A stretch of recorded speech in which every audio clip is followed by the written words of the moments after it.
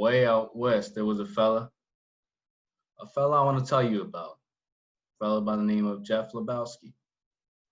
At least that was the handle his loving parents gave him, but he never had much use for it himself. This Lebowski, he called himself the Dude. Now, Dude, that's a name no one would self-apply where I come from. But then there was a lot about the Dude that didn't make a whole lot of sense to me. And a lot about where he lived, likewise. But then again, maybe that's why I found the place so darn interesting. They call Los Angeles the City of Angels. I didn't find it to be the case, but I'll allow it, as there are some pretty nice folks there. Of course, I can't say I've seen London, and I never been to France. And I never seen no queen in her damn undies, as the fellas say.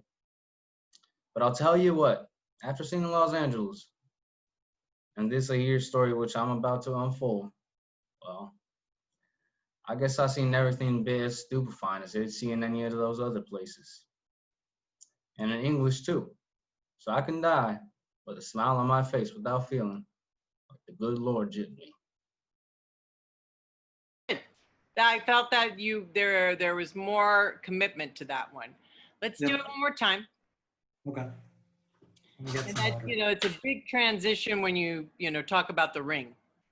Mm-hmm. Because you're really bearing your soul on this one. All right. All right. In 5, 4, 3, 2, action. Jane, it's me. It's Funny Face. You love Frank Drebin, and Frank Drebin loves you.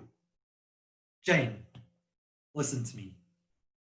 If you don't love me, you might as well pull that trigger, because without you, I wouldn't want to live anyway. I finally found someone I can love. A good, clean love, without utensils. It's a topsy-turvy world, Jane. And maybe the problem of two people don't amount to a hill of beans, but this is our hill, and this is our beans.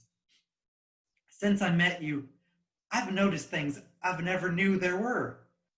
Birds singing, dew glistening on a newly formed leaf in the morning. Stoplights. Jane, this morning, I bought something for you. It's not very much, but I'd say it's pretty good for an honest policeman's salary. It's an engagement ring. I'd have given it to you before, but I wanted to wait until we were alone. I love you, Jane.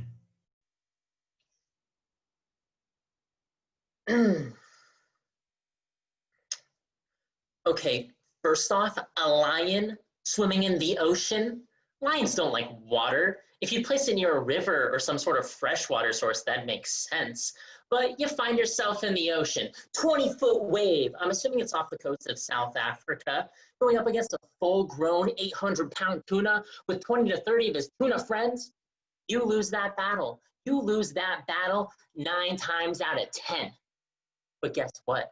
You've wandered into our school of tuna, and now we have a taste of a lion. We've talked to each other. We've communicated, and we've said, you know what? Lion tastes pretty good. Let's get us some more lion.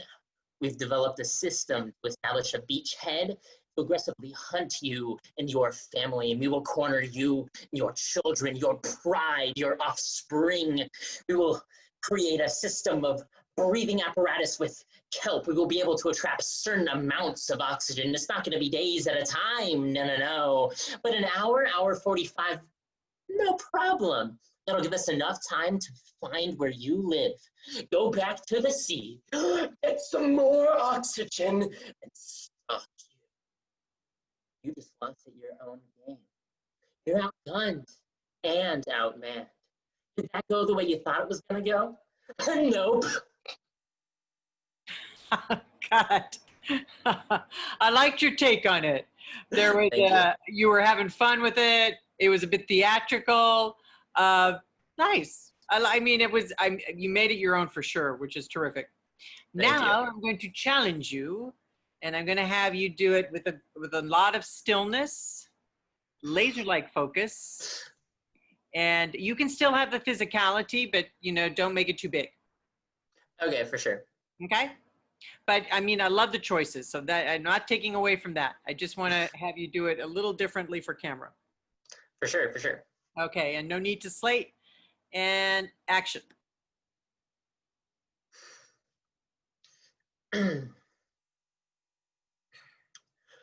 Okay, first off, a lion swimming in the ocean.